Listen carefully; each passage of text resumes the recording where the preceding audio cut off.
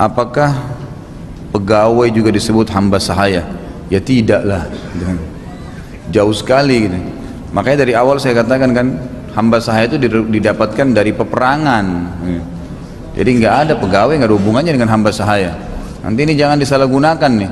Masa pegawai boleh digaulin gitu kan? Kan nggak mungkin. Apakah hamba sahaya pada zaman Nabi Muhammad SAW diberi upah? Jadi tidak ada upah khusus ya, kecuali kalau tuannya mau. Tetapi dianjurkan dalam Islam agar diberikan makanan, pakaian, ya kan? Tinggal bersama-sama dengan tuannya. Jadi dianggap seperti bagian dari dia. Ya. Apakah halal menjual pakaian wanita seperti kaos tangan panjang, jaket dan sweater? Bagaimana dengan penjual bahannya? Boleh saja. Boleh nggak seorang muslim menjual baju tidur perempuan? Boleh, nggak ada masalah. Karena kan itu kan secara umum, nanti tinggal siapa yang pakai. Kalau dipakai disalahgunakan ya yang makainya yang salah, bukan yang menjualnya. Sama halnya boleh nggak seorang muslim jual TV? Boleh. Nanti kalau orang salah gunakan ya salahnya dia yang salah gunain. Karena kan alat ini bisa dipakai untuk kebaikan juga. Bisa ditaruh di masjid misalnya, bisa dinonton misalnya cuplikan-cuplikan ceramah, kan bisa digunakan untuk kebaikan. Nah, dia sendiri tidak salah menjual bahan itu, kecuali kalau dasarnya memang penjualan barang itu haram. Gitu kan. Jadi boleh saja Anda jual baju kaos misalnya. Baik, baju kaos itu bisa dipakai. Wanita bercadar pun boleh pakai kaos di depan istrinya, di depan suaminya. Kan gitu dan seterusnya. Jadi tidak ada masalah insya Allah. Kecuali mungkin ya kalau keadaannya Anda menjual baju yang memang sudah diniatkan dari awal supaya orang tabarruj, supaya orang pakai telanjang di depan jalan raya, itu mungkin lain. Memang sengaja dijual dengan target-target seperti itu. Kalau tidak secara umum buka toko baju, misalnya pakaian dalam yang nggak ada dosanya, tidak ada masalah. Sebab nanti bisa digunakan juga untuk kebaikan. Saya punya teman mualaf baru. Apa amalan yang harus saya lakukan untuk dia? Anda tidak punya amalan khusus untuk kerjakan ke dia, tapi dia yang dianjurkan untuk mengerjakan. Sabda Nabi SAW kepada Mu'adz bin Jabal radhiyallahu anhu yang berkata, wahai Mu'adz, waktu mau dikirim menjadi da'i di Yaman ya, innaka ta'ti kaum min ahli kitab, kau akan datangi nanti ahli kitab Yahudi dan Nasrani di Yaman. Falyakun awwal ma tad'u ilai, maka yang paling pertama kau dakwahin nanti adalah syahadatu an la ilaha illallah. Mulai dari syahadat dulu, berikan pemahaman tentang akidah la ilaha illallah, Allah itu siapa, Allah ada di mana, kenapa Allah tidak kelihatan, bagaimana berhubungan dengan Allah, berhubungan dengan masalah tauhid, pengesahan Allah dari sisi penciptaan rububiyah, dari tauhid uluhiyah, penciptaannya Allah, haknya Allah dalam sisi ibadah, pengesahannya, kemudian juga asma'us sifat, pengesahan Allah dalam nama-nama dan sifat-sifatnya, kemudian baru dikenalkan Nabi Muhammad SAW secara fisik bagaimana, kemudian juga apa hak-hak Nabi SAW, barulah mempelajari sunnah-sunnah Nabi, kemudian pindah ke sholat. Kata Nabi SAW, fa'in ata'uka fi dhalika fa'amurhum bisolati khamsa bisalawatil khamsa fi kulli yawm wa layla. Kalau mereka sudah terima, baru kamu suruh mereka untuk sholat 5 waktu sehari semalam. Sudah terima syahadat, sudah paham, baru suruh sholat. Fa in ata'uka fi dzalika faqul, ya. Kalau seandainya mereka terima lagi, maka katakanlah kepada mereka, anna yu'khadu amwalu aghniyahum faturaddu ila fuqaraihim, akan diambil harta-harta dari orang-orang kaya mereka, diberikan kepada orang-orang miskin mereka. Fa in ata'uka fi dzalika, kalau dia patuh padamu hai Mu'adz, wahai kitab ini, baru kamu mengatakan fa innallaha ya'muru an yasumu fi sanatin syahr, mereka disuruh puasa 1 tahun, dalam satu tahun itu ada sebulan, yaitu Ramadan. Fa in ata'uka fi dzalika faqul lahum annallaha ya'muruhum an yahujju ila baitil atiq fi sanatin marrah, ya, fi sanatin fi hayatin marrah, ya. Kalau seandainya mereka percaya, yakin sama kamu setelah itu, maka perintahkan atau sampaikanlah mereka boleh haji, mereka kerjakan haji setahun sekali, gitu, ya, sekali seumur hidup. Jadi seperti itulah dakwanya. Jadi kita sampaikan dulu tentang 2 kalimat syahadat. Ustaz, apa hukumnya musik dalam Islam, dan apa hukumnya bagi orang yang masih mendengarkan musik? Ini sudah, mohon maaf kalau di pengajian saya sudah sering kali saya ingatkan gitu kan, tapi saya berikan lagi ringkasannya. Musik, saudaraku, adalah lawannya Al-Quran. Musik adalah rivalnya Al-Quran, lawannya. Kalau anda sering dengar musik, pasti anda jauh dari Quran. Nggak bisa bersatu. Nggak bisa bersatu. Dan anda kalau dekat dengan Al-Quran, anda harus jauh dari musik. Jadi kalau orang mau hafal Quran, yang paling pertama diingatkan kalau memang betul sesuai dengan sunnah ajarannya, maka pasti tidak boleh interaksi dengan lawan jenis yang bukan mahram, dan tidak boleh dengarkan musik. Hafalannya jadi cepat tuh. Insya Allah jadi cepat. Itu yang pertama. Yang kedua, Abdullah bin Mas'ud radhiyallahu anhu bersumpah atas ayat yang berbunyi, A'udzubillahi minasyaitonir rajim wa minan nasi may yashri lahwal hadithi liyudillan nasa an sabilillah. Ada sebagian orang yang sengaja memperjualbelikan kata-kata untuk menyesatkan manusia dari jalan Allah, gitu kan?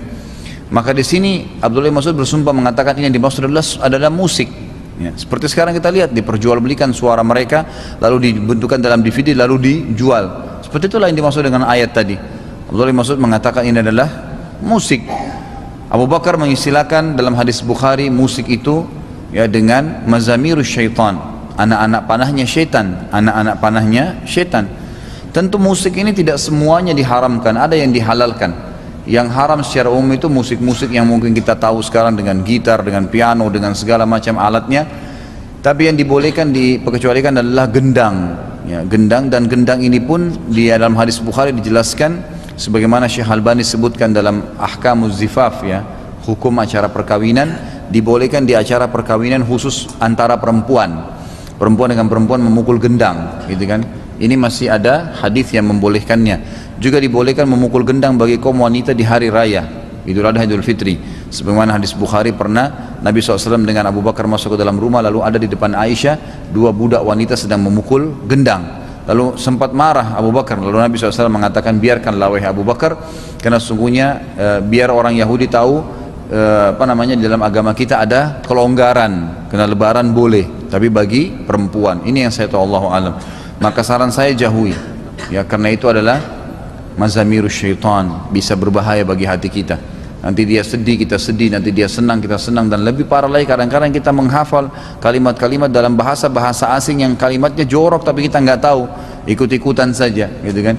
Daripada yang minimal sekali nasihat saya adalah baca Quran satu huruf dapat 10 pahala. Kalau nyanyi nggak ada pahalanya, paling tidak itu. Kenapa nggak baca Quran? Kenapa suara indah anda nggak larikan ke tilawah Al-Quran, ke tartilnya? Bisa direkam juga kok, gitu kan? Dan seterusnya. Banyak hal yang bisa diambil manfaat dari Al-Quran dan menjauhi musik ini. Apa hukumnya seorang istri yang sudah diberi tahu untuk menutup auratnya tapi dia bilang butuh prosesi, dan apa sikap suami yang harus dilakukan? Apakah suami masih menanggung dosanya? Saya jawab dari awal, dari belakang ya. Suami tidak menanggung dosa lagi kalau sudah mengingatkan, karena ingkar mungkar dalam Islam itu menggugurkan hukuman Allah SWT. Siapa yang mengingkar mungkar, mengingatkan kamu tidak boleh, harus tutup aurat, atau istri mengingatkan suaminya kamu harus sholat misalnya, tidak boleh begini dan tidak boleh begitu, sudah diingatkan sekali saja, atau teman mengingatkan temannya sekali saja sudah diingatkan, yang satu itu wajib, yang pertama wajib, yang kedua yang ke-1000 itu adalah sunnah. Berarti dia sudah gugur, tidak ada dosa lagi di sini, gitu kan. Kalau masalah dia mengatakan ada proses, ini biasanya mungkin karena masalah butuh ilmu, ya, butuh ilmu. Anda boleh bersabar, nggak ada masalah. Berikan lagi hadiah buku, tanyakan lagi, terus dirongrong, diingatkan supaya dia tutup auratnya. Selain itu berikan motivasi kalau sebagai suami, saya lebih senang melihat kau pakai jilbab, ya, kayaknya kamu lebih cantik kalau begitu, dan segala macam yang mungkin bisa mendorong perasaan dia yang insya Allah mudah-mudahan bisa terdorong untuk menggunakan jilbab itu. Ada buku menarik itu ya, judulnya Saudariku Apa Yang Menghalangimu Berhijab. Jadi bisa dibeli, terbitan Darul Haq, murah sekali, mungkin 10.000 rupiah kali. Bagus bukunya ya. Bagaimana muslimah yang sudah memakai jilbab masih terlihat aurat kakinya dikarenakan belum siap untuk memakai kaos kaki? Kenapa belum siap? Apa urusannya kok harus ada siap atau tidak siap nih? Pakai kaos kaki, ya, kaki itu aurat, tidak perlu kesiapan, tinggal tarik kainnya, masukkan di kaki kan selesai. Kenapa harus berat? Tidak perlu. Kenapa? Itu waswas syaitan. Baca a'udzubillahi minasyaitonir rajim, lawan. Syaitannya jangan diikutin, karena syaitan itu tidak boleh dimanjain, diusir, nggak boleh. Kalau semua bisikan dalam hati dan telinga kita berhubungan dengan pelanggaran syar'i atau untuk tidak melakukan sebuah ibadah, berarti dari syaitan, jangan diikutin. pasti lawan langsung tepis. Mau sholat malas, a'udzubillahi minasyaitonirrajim, ya Allah kuatkanlah hamba, berdiri langsung sholat, tidak bisa. Mau tutup aurat masih ragu, baca a'udzubillahi ya Allah hilangkan waswas syaitan ini. Harus berdoa kepada Allah, jauhkan gitu. Jadi pakai kaos kaki ukhti, jangan, sayang sekali tidak pakai kaos kaki. Kenapa? Berapa banyak orang yang lihat kaki anda? 10 orang dari rumah ke kantor, di busway, di angkutan umum, berarti 10 dosanya. Kalau 10, kalau 100 dosanya. Untuk apa? Gara-gara liatin kaki. Memang ada apa liatin kaki ke orang? Pakai kaos kaki sebagai bentuk ketaatan kepada Allah, dapat pahala. Itu kan, itu luar biasa. Baru-baru ini saya merubah penampilan, memakai celana di atas mata kaki. Ibu saya mempermasalahkan agar saya memakai celana seperti sebelumnya. Saya sebelumnya cukup sering untuk mengajak anggota keluarga untuk ikut menghadiri pengajian sunnah, tapi sampai saat ini media masih belum mereka masih belum sempat ikut. Seingat saya debat adalah salah satu dosa besar. Berkaitan dengan ini, bagaimana jawaban yang terbaik yang harus saya sampaikan agar saya tidak menyakiti hati ibu saya? Pertama sekali saya heran dengan orang yang menolak supaya tidak isbal ya. Alasannya karena celananya tergantung kalau di atas mata kaki. Di Indonesia ini di mall mungkin di bawah ini, saya tadi sih tidak lewat di bawah ya, tapi umumnya sih pasti kelihatan. Banyak orang pakai celana puntung sampai di lutut. Kenapa nggak dipermasalahkan? Kenapa kok yang naik di atas mata kaki ini diributin? Kenapa? Ada yang lebih gila, naik lagi setengah pahanya kelihatan. Nggak apa-apa, nggak ada yang ribut tuh. Kok aneh jalanin sunnah Nabi diributin? Ya begitulah syaitan masuk ke manusia, mempermasalahkan gitu kan. Oh saya malu, orang lain nggak malu tuh yang melanggar. Luar biasa, saya kadang-kadang bingung melihat ada laki-laki atau perempuan jalan pakai celana pendek gitu, tidak ada malunya sama sekali. Bagaimana bisa orang malu? Kita menggunakan sunnah Nabi, malu hanya kena naik celananya di atas mata kaki. Karena Nabi SAW mengancam dengan sangat keras, saudaraku, keras sekali. Kata Nabi SAW, 3 golongan yang pasti Allah tidak akan mengajak bicara mereka, Allah tidak akan memudahkan hisabnya hari kiamat, Allah juga tidak ingin mendengar dari mereka, dan disiapkan azab yang pedih. Yang pertama musbil. Paling pertama itu di sini ada dosa besar yang keberapa itu? Ya orang yang menutup mata kakinya bagi laki-laki. Memang ancamannya keras, itu sabda Nabi bukan kata saya gitu kan. Dan ada seorang sahabat lagi lewat, lalu kemudian pakainya menutupi mata kakinya sampai ke tanah. Kata Nabi SAW, irfa' thawbak atqa li rabbika wa anka li thawbik. Coba angkat pakaianmu itu, naikkan dari mata kakimu, maka itu lebih bertakwa pada Tuhanmu dan lebih suci bagi bajumu, lebih bersih dari najis gitu kan. Seperti itu memang penyampaian Nabi SAW. Kalau caranya menyampaikan kepada orang tua, tanggapin aja dengan bercanda biasanya. Kalau saya nasihatin begitu ya, kenapa celanamu sekarang gini kak? Kenapa gini nak? Ya dia aja bercanda. Ya kayaknya sih lebih nyaman aja bu, gitu. Lalu kemudian kita alihkan ke yang lain. Selain memang lebih baik kalau kita jelaskan secara syar'i ya, dijelaskan. Emang kenapa bu kalau begini? Ada orang pakai celana puntung nggak apa-apa bu. Kalau saya pakai celana pendek boleh nggak bu? Coba diajak dialog, mudah-mudahan bisa Allah SWT berikan hidayah gitu. Jadi jangan ditanggapin dengan hardikan ya, karena ibu itu adalah pintu surga kita yang harus kita jaga. Apa hukumnya mendatangi majelis-majelis bid'ah dan mendengarkannya? Alasannya karena kita ambil yang baiknya saja. Kenapa orang yang melarang tahlilan dibilang wahabi? Jadi saudaraku, bohong orang kalau melihat sebuah cuplikan film porno misalnya, dilihat sama dia, oh enggak saya enggak terpengaruh, bohong itu. Gimana caranya nggak terpengaruh? Bagaimana bisa? Kita lewat di sebuah restoran, ada bau masakannya, kita kan kecium, gitu kan? Makanya apa kata Nabi SAW, perumpamaan majlis yang baik, memang majlis yang penuh dengan ilmu, dengan iman, kisah-kisah yang benar, ayat Al-Quran, sunnah Nabi SAW. Kata Nabi SAW, perumpamannya seperti penjual minyak wangi, yang kalau kamu lewat saja kamu pasti kecium baunya. Kalau kau mampir, kau akan bisa mendapatkan minyak wanginya, baik gratis ataupun dikasih ataupun beli. Dan perumpamaan majlis yang majlis yang buruk, bicara tentang khamar, minuman keras, karaokean, apalah zina, atau mungkin majlis bid'ah yang akhirnya menyebutkan hadis-hadis yang palsu, ya, penafsiran yang salah tentang ayat Al-Quran, ya, ajaran-ajaran fikih yang tidak pernah ada sumbernya dari Nabi SAW dan sahabat, itu berbahaya. Kata Nabi SAW, perumpamanya seperti nafikhul kir, seperti pengipas arang ya. Jadi kalau orang lagi mau bakar sate, arangnya dikipas-kipas seperti kipas. Kalau kita lewat di dekatnya, minimal kecium bau busuknya, minimal.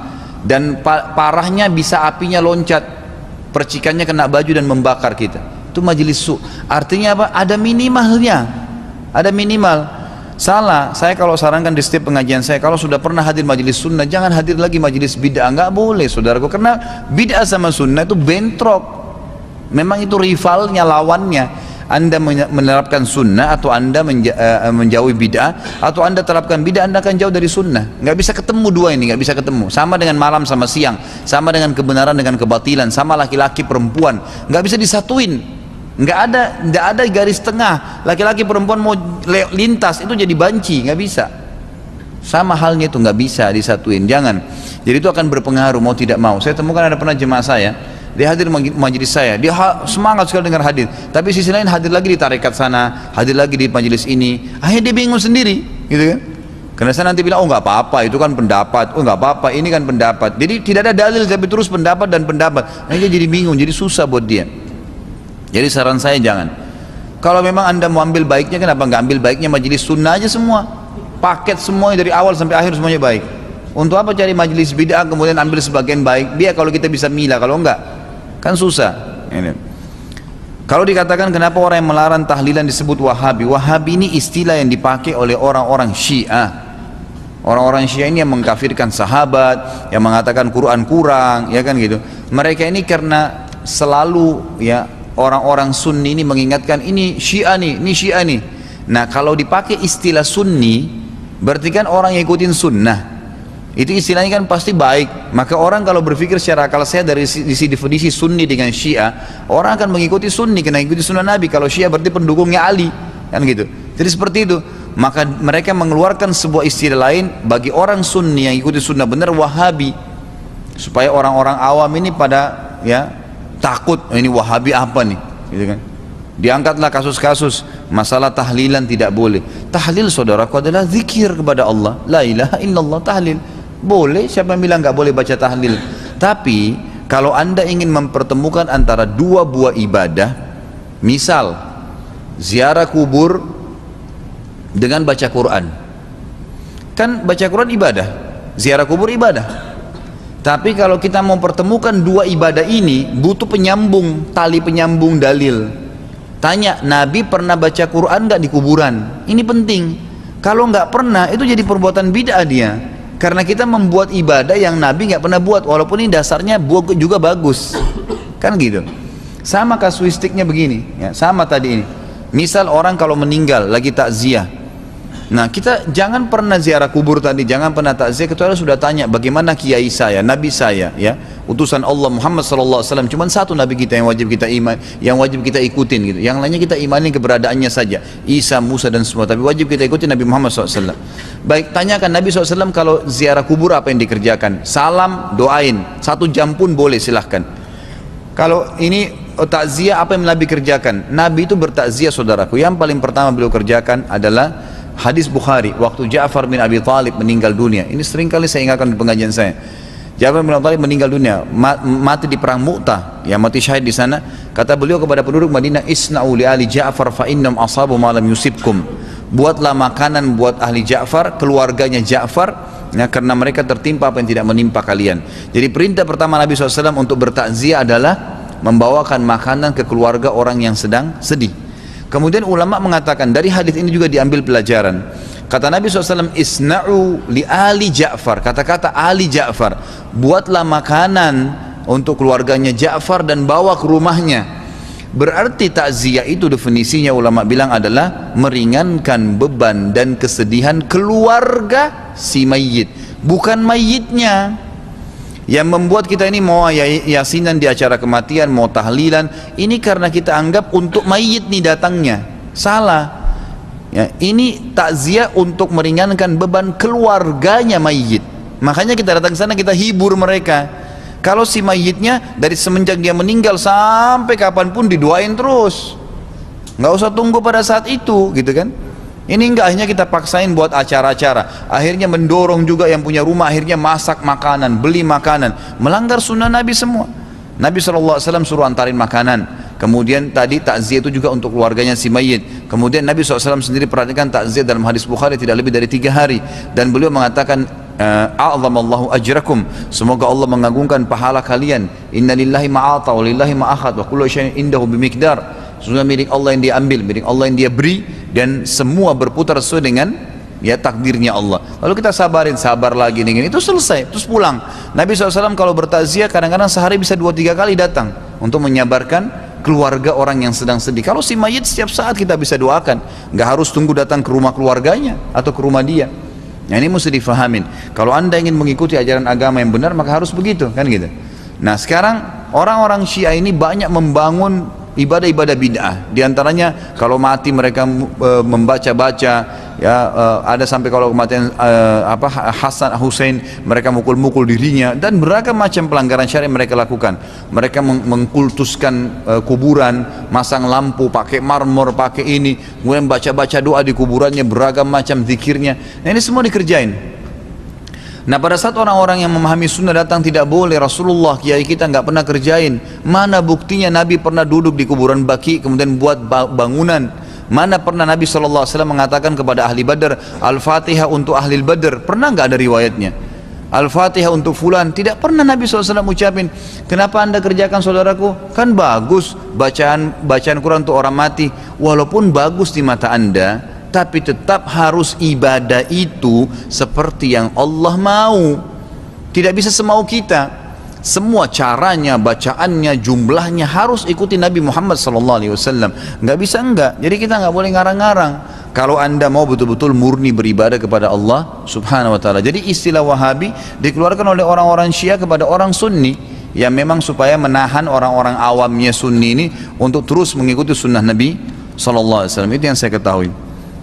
Saya sudah menikah dan sudah tidak tinggal lagi serumah dengan orang tua saya. Apakah saya masih boleh menginap di rumah orang tua saya? Kemungkinan istri saya tidak mau ikut untuk menginap karena rumah orang tua saya kecil.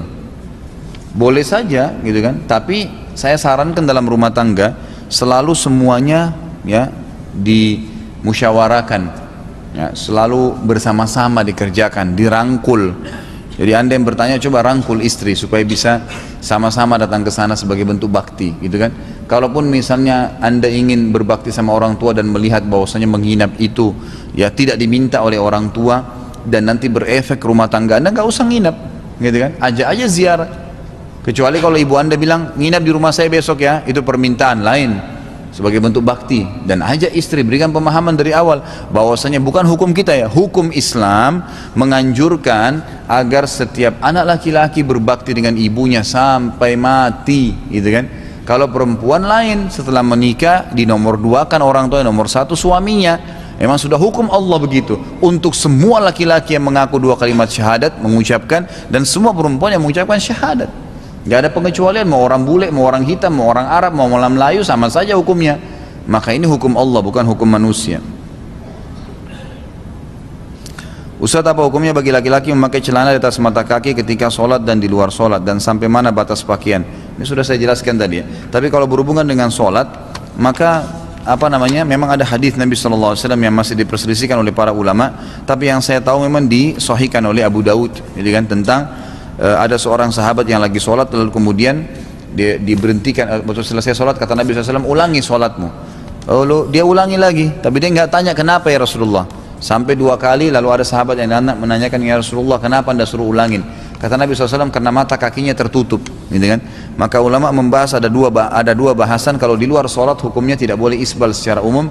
Kalau dalam sholat ada plusnya, ya ada plusnya, maka sholatnya tidak diterima. Makanya dianjurkan kalaupun yang orang sampai masih isbal, yaitu kesalahan dia di luar sholat, tapi kalau dalam sholat dia harus gulung. Memang sudah begitu hukum Nabi SAW. Apakah yang dimaksud dengan al-qantarah? Qantarah itu sebuah tempat ya di depan surga, di depan surga. Jadi setelah nanti orang lewat, kita kan semua akan lewat di atas neraka. Neraka itu Allah mengatakan ma minkum illa wariduha, semua kalian pasti akan melintas di atas neraka. Dalam hadis Bukhari Muslim kata Nabi SAW, Allah akan paparkan sebuah jalan di atas neraka yang biasa diberikan sebutan sirat, gitu kan, yang sangat gelap dan Allahu alam berapa jauh. lalu orang-orang ada yang berlalu di atasnya menuju ke kantara dengan sangat cepat seperti cahaya yang sangat cepat. Kemudian ada yang seperti orang berlari dengan kecepatan tinggi dengan menunggangi kuda. Ada orang yang seperti berlari, ada orang yang seperti berjalan, ada orang yang berdiri jatuh, dan ada orang yang jatuh ke dalam neraka. Setelah itu mereka berkumpul semuanya di kantara. Kantara ini tempat di depan surga, sampai berkumpul semua penghuni surga, barulah ya sudah lewat semua, baru dibuka pintu surga. Jadi itu tempat mereka berkumpul sebelum masuk ke dalam surga.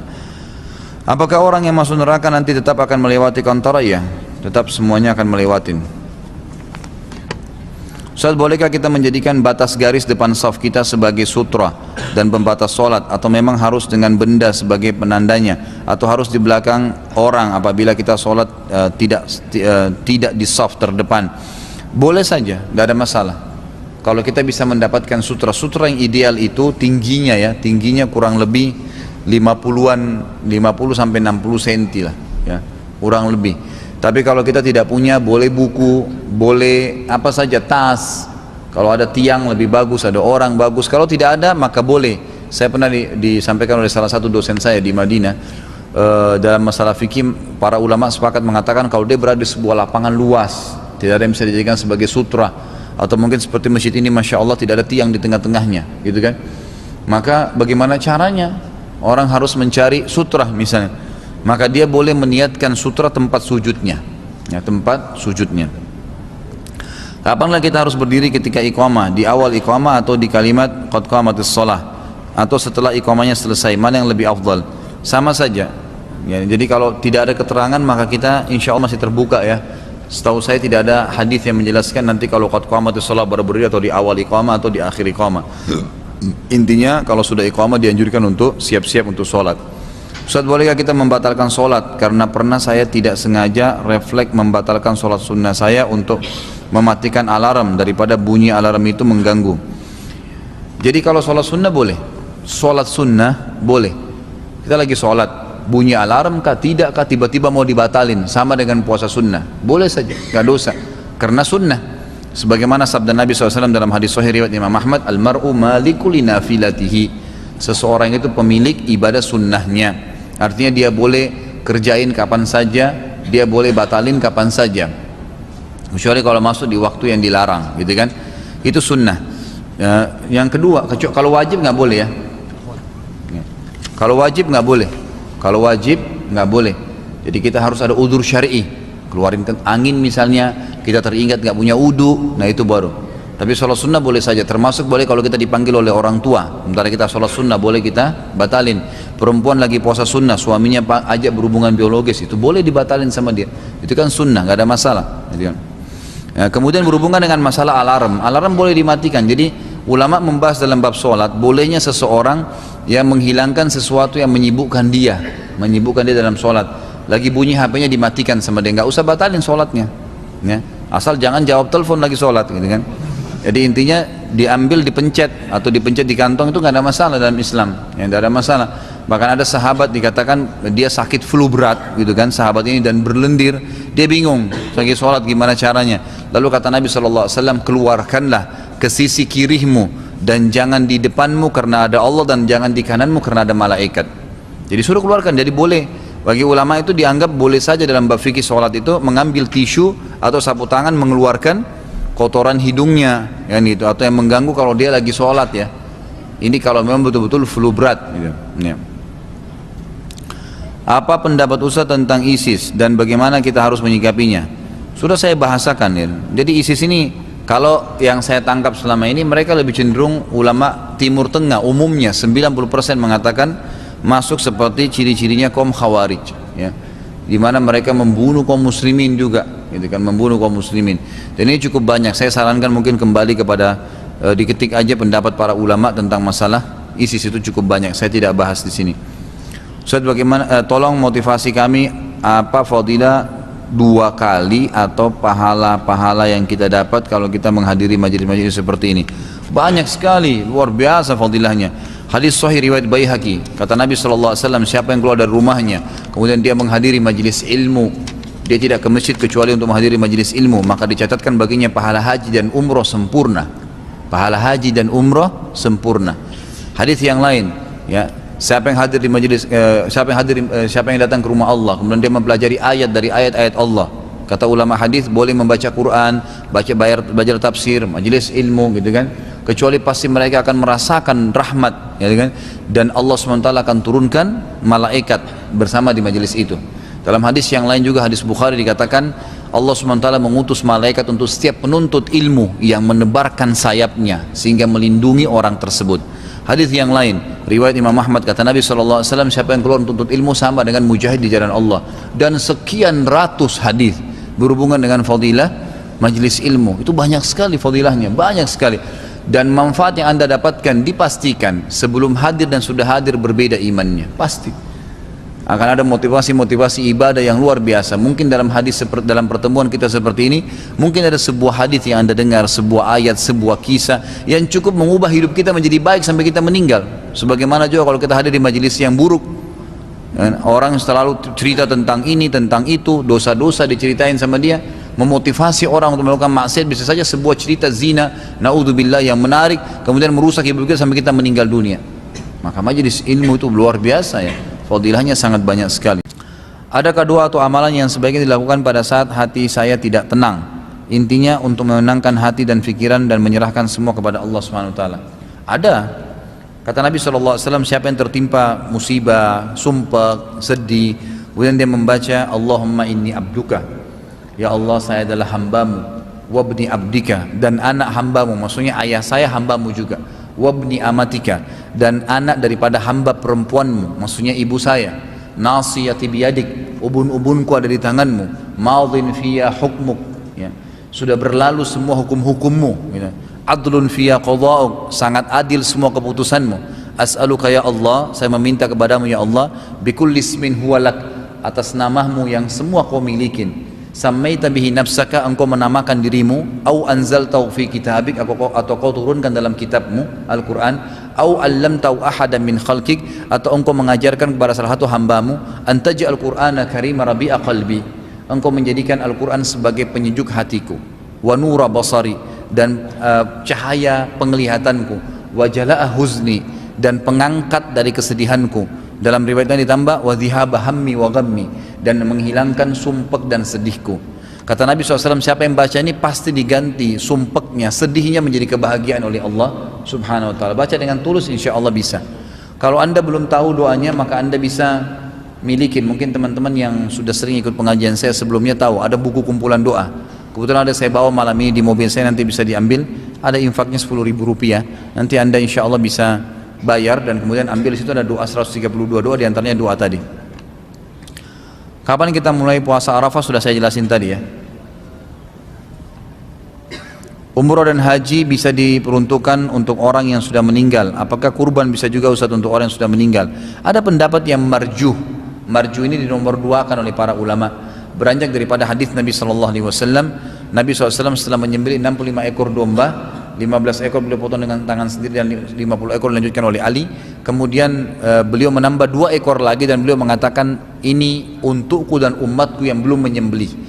Kata-kata ini untukku dan untuk umatku yang belum menyembelih, ada beberapa hukum ulama hadis keluarkan. Yang pertama, kalau seseorang muslim tidak punya kemampuan untuk berkurban, hanya dia saja, misal seorang suami, istrinya nggak mampu, anaknya nggak mampu, lalu dia menyembelih seekor domba, niat untuk dia dan keluarganya, boleh, gitu kan, karena belum sempat menyembelih, tidak mampu, diambil daripada hadis ini. Pelajaran yang lain, bolehnya, gitu kan, seorang muslim menyembelih ya untuk orang lain yang masih hidup, untuk umatku yang belum menyembelih, kata Nabi SAW. Nah, baru datang manfaat yang ketiga. Ini pendapat yang dinomor dua kan ulama adalah, juga yang dimaksud dengan untuk umatku yang belum menyembelih, masuk juga dalam kategori orang yang sudah meninggal. Maka mereka mengatakan boleh menyembelih juga untuk orang yang sudah meninggal. Allah alam. Kalau saya pribadi, saya masih membuka, karena ini masih ada pendapat ulama dalam dua hal, yang mengatakan boleh dan tidak boleh, dan dua-duanya kembali kepada dalil yang sama. Maka kita buka saja, mudahkan bagi kaum muslimin yang punya kelebihan rezeki mau kurban, dahulukan orang yang masih hidup. Tapi kalau ada kelebihan rezeki dia mau kurban untuk orang yang sudah meninggal, Allah alam, silahkan saja. Bagaimana Ustaz cara bayar utang puasa Ramadan yang numpuk bertahun-tahun? Apakah bisa dengan puasa atau dengan bayar fidyah? Tetap bayar puasa, tergantung keadaannya, penyebabnya. Kalau penyebabnya karena orang itu tua, tidak mampu, pikun, gitu kan, maka itu bisa dengan fidyah. Atau sekarang ada pendapat ulama mengatakan kalau perempuan menyusuin atau hamil itu masih boleh dengan fidyah. Tapi kalau karena sakit ya, dan dia sudah sehat sekarang atau musafir, maka nggak boleh. Dia harus bayar dengan puasa. Atau kelalaian, selama 10 tahun Ramadan tidak pernah saya bayar utang Ustaz. Utang saya perkirakan, prediksikan. Misal setiap tahun masa haid misalnya, kalau yang bertanya akhwat misalnya, misal masa haid 7 hari, saya selalu puasa Ramadan tapi 7 hari saya nggak pernah bayar. Berarti prediksi 7 hari itu kali 10 tahun, berarti 70 hari, dicicil dibayar. Ya sambil tobat kepada Allah SWT lalu dibayar hutang tersebut, karena puasa Ramadan nggak boleh diganti. Maksudnya nggak boleh diganti fidyah kecuali memang tadi orang-orang yang punya udzur sesuai dengan hadis. Tapi dia harus membayar dengan puasa sebagaimana Allah mengatakan fa'iddatu min ayyamin ukhar, diganti dengan hari-hari yang lain.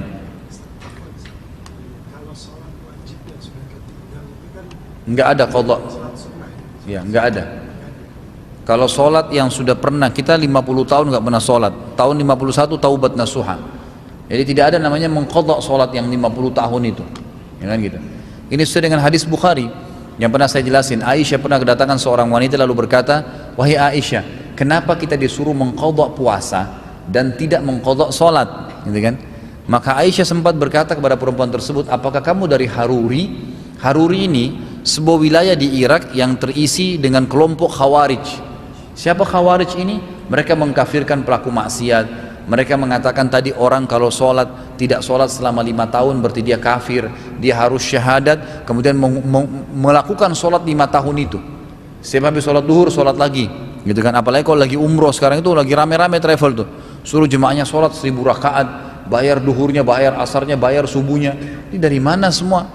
Maka Aisyah berkata apa? Apakah kamu dari Haruri? Perempuan tersebut menjawab tidak. Lalu kata Aisyah, begitulah kami diperintahkan oleh Rasulullah SAW. Kami disuruh mengqadha puasa kami dan tidak disuruh mengqadha solat kami. Cukup dengan taubat pada Allah SWT.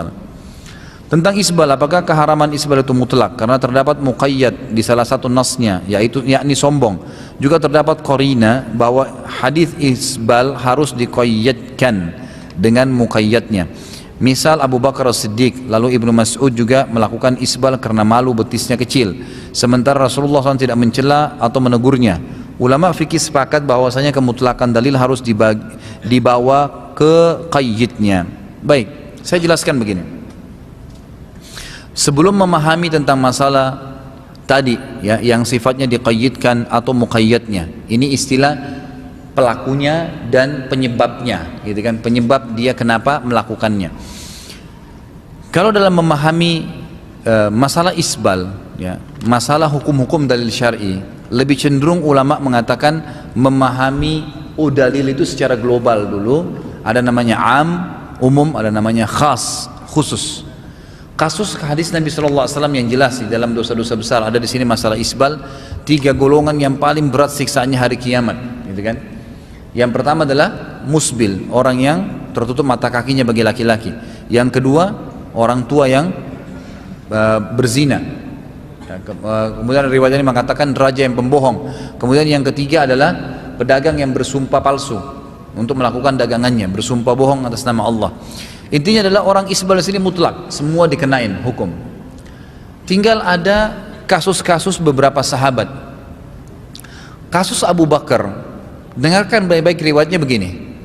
Abu Bakar mendengarkan hadis Nabi SAW tentang isbal dan juga teguran Nabi SAW kepada sahabat yang sempat tertutup mata kakinya sementara sholat, yang disuruh ulangin sholat, gitu kan, sebagaimana hadis riwayat Abu Daud. Maka Abu Bakar datang kepada Nabi SAW lalu berkata, ya Rasulullah, saya kalau sholat, begitu hadisnya ya, coba baca hadis Abu Bakar ini, saya kalau sholat pakaian saya melorot sehingga menutupi mata kaki, gitu kan. Apakah saya termasuk ancaman tadi? Kata Nabi SAW, tidak. Ulama hadis menanggapi nih, kenapa dikatakan tidak? Karena Abu Bakar ini pakaiannya melorot, bukan sengaja diisbalkan, kan gitu. Fahamin poin ini. Kalau kita mengatakan tadi qayyidnya dan muqayyadnya yang mau dibahas, gitu kan, maka tidak masuk dalam bahasan Abu Bakar ini, kan gitu. Karena Abu Bakar di sini bukan sengaja isbal, kemudian Nabi bolehkan, bukan. Kasusnya bajunya melorot. Riwayat Abdullah bin Mas'ud mengisbalkan pakainya tidak benar. Tidak benar ini. Enggak ada riwayatnya, di riwayat bohong tentang yang disampaikan Abdullah bin Mas'ud. Abdullah bin Mas'ud bukan isbal, menurunkan bajunya, menutupi betisnya. Begitu, bukan menutupi mata kakinya. Ya, bukan menutupi mata kaki, jadi betis. Kan sahabat-sahabat itu kebanyakan mereka mengikuti sunnah Nabi SAW. Afdalnya baju laki-laki itu kata Nabi SAW adalah nisfus sak, setengah betis. Kalau biasa ulama bilang dari ujung kaki tumit antum kasih 1 jengkal ke atas, itu jadi setengah betis. Di situ yang paling afdal. Tapi boleh di bawahnya, yang penting tidak tutupi mata kaki, gitu kan? Itu intinya. Nah, Abdullah bin Mas'ud menurunkan dari betisnya tadi supaya tertutup, tapi tidak menutupi mata kakinya. Itu yang ada dalam riwayat yang sahih. Tapi kalau dikatakan dia mengisbalkan, ini tidak pernah ada tentang Nabi, tentang Abdullah bin Mas'ud radhiyallahu anhu. Jadi di sini jelas Abu Bakar pun karena kasus melorotnya, bukan karena sengaja pakai baju isbal, celana atau pakaian isbal lalu kemudian Nabi bolehkan, bukan karena itu, gitu kan? Kalau kasus masalah hadis yang menjelaskan, ada hadis lain yang mengatakan siapa yang menarik bajunya, memanjangkan pakaiannya sampai mata kaki karena sombong, gitu kan, maka tidak akan mencium bau surga. Kasusnya ini adalah kasus yang lain.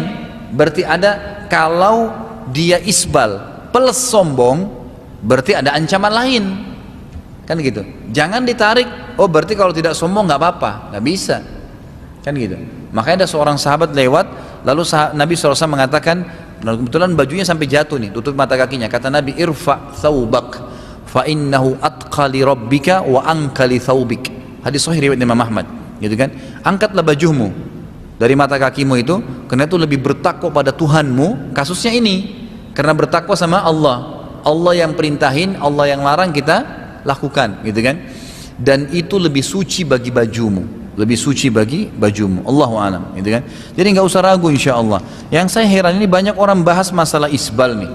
Kenapa harus celana di atas mata kaki, gitu kan?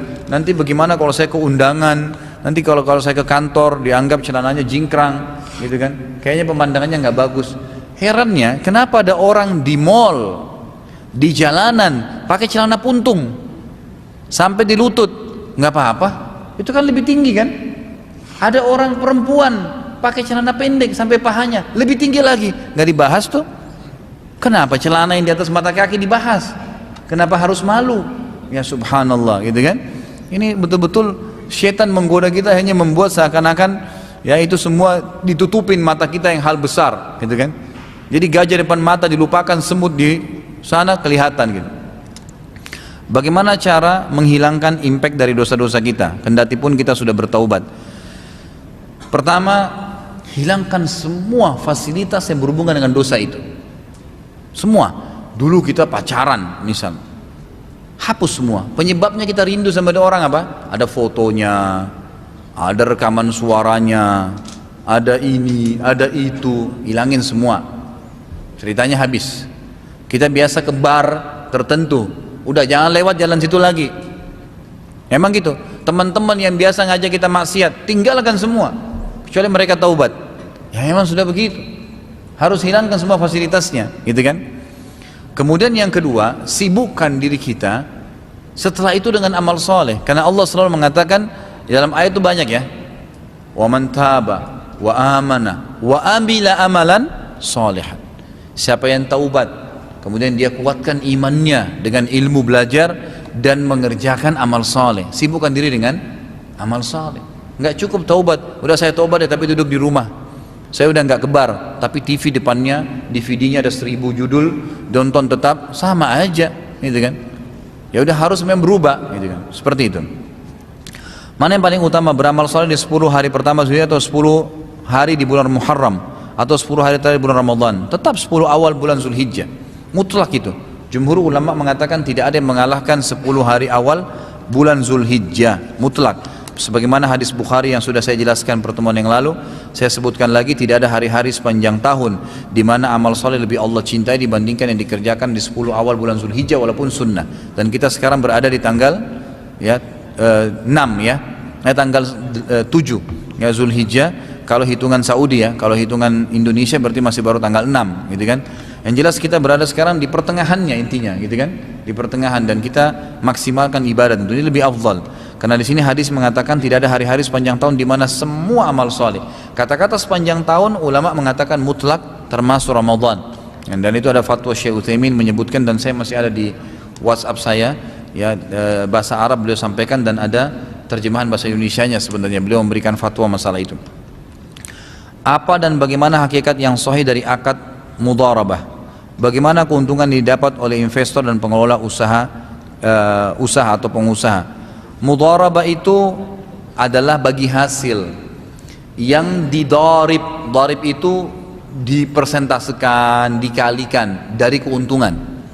Misal gini, saya masukin uang modal 1 juta, seorang teman saya masukkan 1 juta, 2 juta modal kita, dapat keuntungan. Kita sepakati begini, nanti kalau ada keuntungan kita akan tanggung, kita akan bagi 50-50%. Ternyata sebulan kemudian dapat keuntungan 1 juta, berarti bagi 500 ribu, kan gitu. Nah, konsekuensi tadi bagi hasil kalau ada keuntungan, ditarik juga kalau ada kerugian. Jadi kalau rugi, tanggung juga 50-50%. Jangan mau enaknya saja, saya kan investasi, begitu rugi kembali modal saya. Kok enak bener? Nggak bisa. Dalam Islam memang bisnisnya harus begitu. Makanya Anda jangan taruh sembarangan uang kecuali orang yang dipercaya. Memang orang mukmin, gitu kan?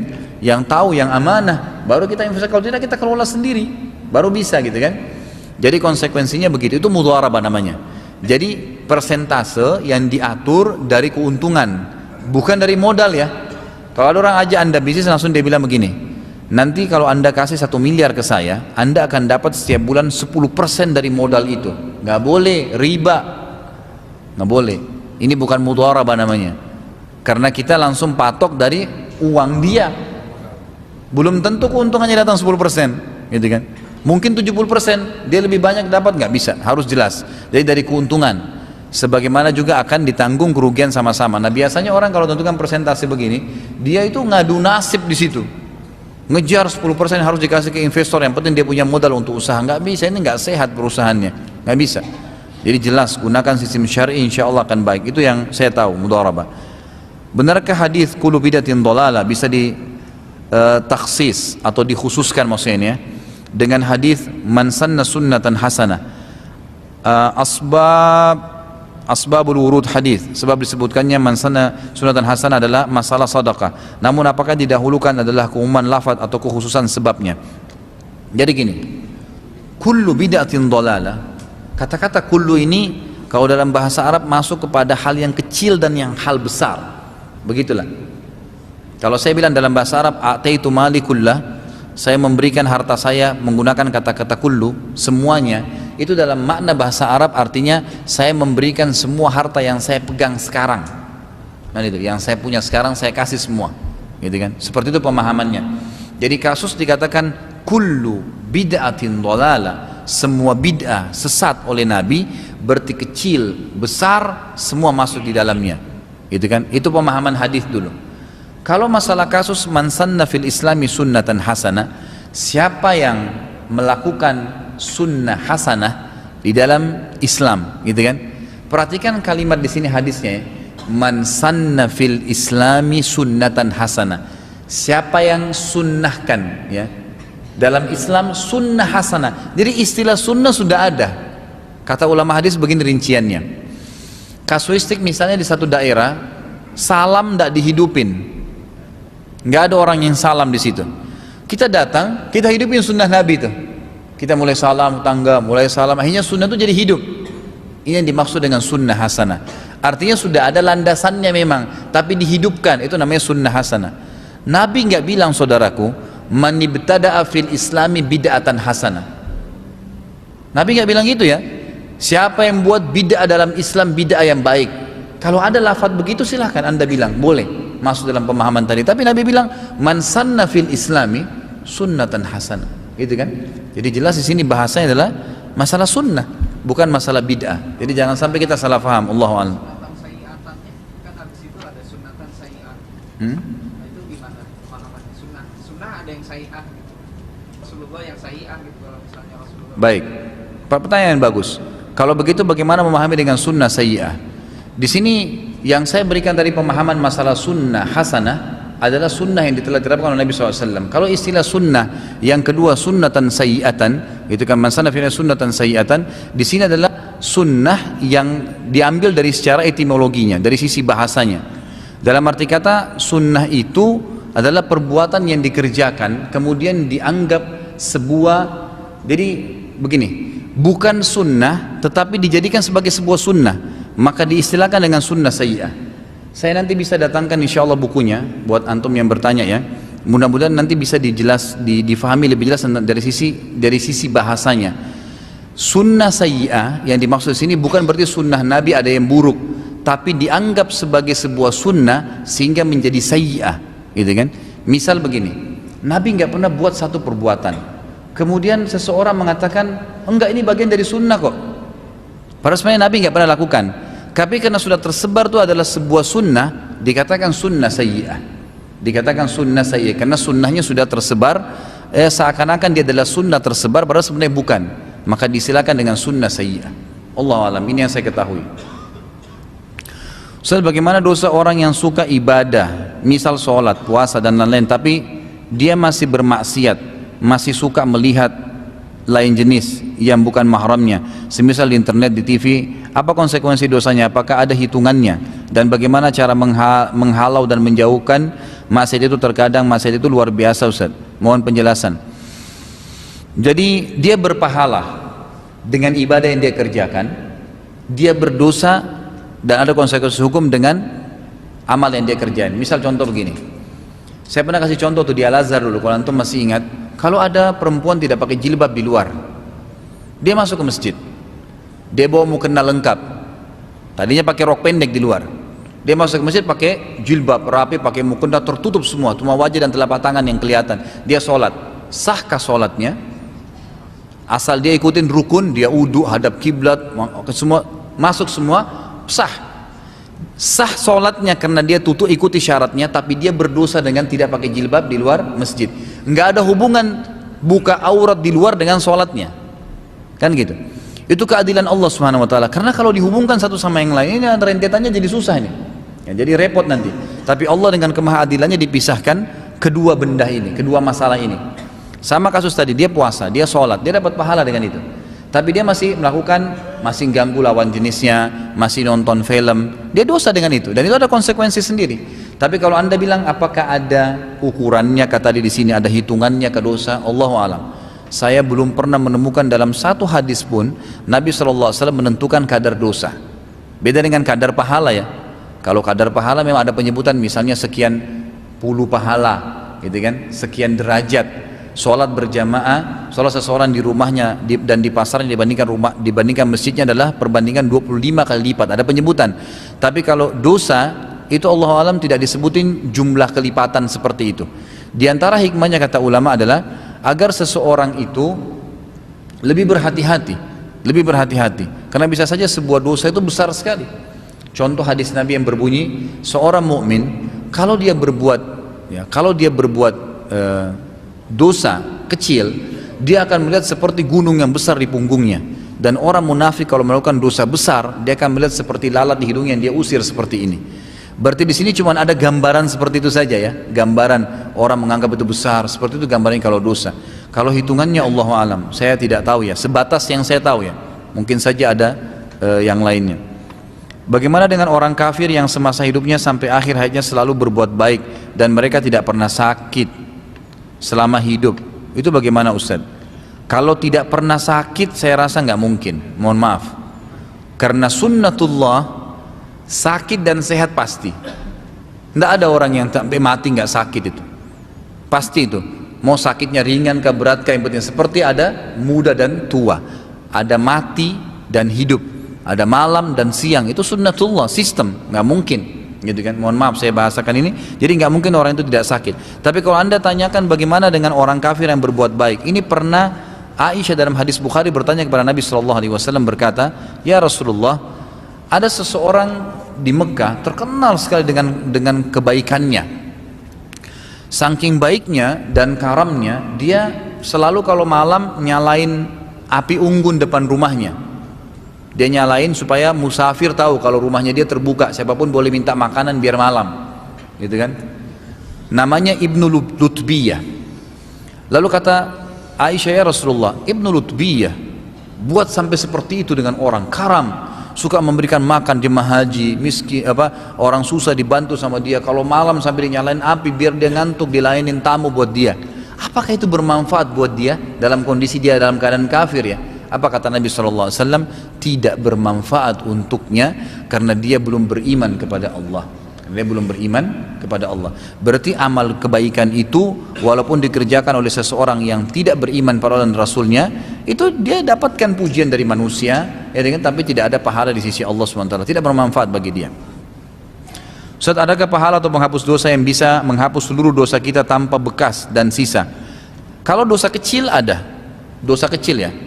Seperti hadis masalah wudu, melangkah ke masjid, bersedekah. Allah mengatakan innal hasanati yudhibnas sayyiat. Ya, semua perbuatan baik, ya tadi sholat, puasa, apa saja ibadah akan menghilangkan dosa-dosa. Di sini ulama mengatakan dosa-dosa kecil. Kalau dosa-dosa besar, memang itu harus diikuti dengan taubat. Ya, diikuti dengan taubat nasuha. Imam Nawawi mengatakan, yang sudah sering saya bilang, taubat dari dosa besar ini harus diikuti dengan 3 syarat mutlak. Meninggalkan seketika, menyesali dan berjanji sama Allah tidak mengulanginya. Allahu a'lam. Apakah dosa-dosa dan bekas-bekasnya itu juga takdir Allah Ta'ala? Dan bisakah takdir itu kita rubah dan bagaimana merubahnya? Dosa itu sama dengan ibadah, masuk dalam takdir ikhtiar. Masya Allah, ini buku ini. Gimana cara bacanya nih? Antum nunggu sampai subuh nih. Labas, yang bertanya jangan tersinggung ya. Saya bercanda. Walaupun sebenarnya memang kalau bisa to the point ya, pertanyaan insya Allah nanti saya paham. Jadi berbuat amal soleh, semua perilaku makhluk namanya af'alul ibad, masuk dalam takdir ikhtiar. Makan, minum, tidur, berbuat ibadah, berbuat maksiat, takdir ikhtiar. Artinya Allah catatkan di lauhil mahfud ya sebagai sesuatu yang bergulir dalam kehidupan kita, namanya takdir, tapi sesuai juga dengan pilihan kita masing-masing. Teh ini pada saat misalnya saya minum, Allah sudah tahu. Kalau saya minum sekarang, Allah sudah tahu bahwasanya saya akan minum sekarang teh ini. Maka dicatatkan sebagai takdir saya di lauhil mahfud, sebagai ikhtiar ya, perilaku saya akan minum. Maka dicatat sebagai takdir saya. Jodoh, memilih si A, si B, si C.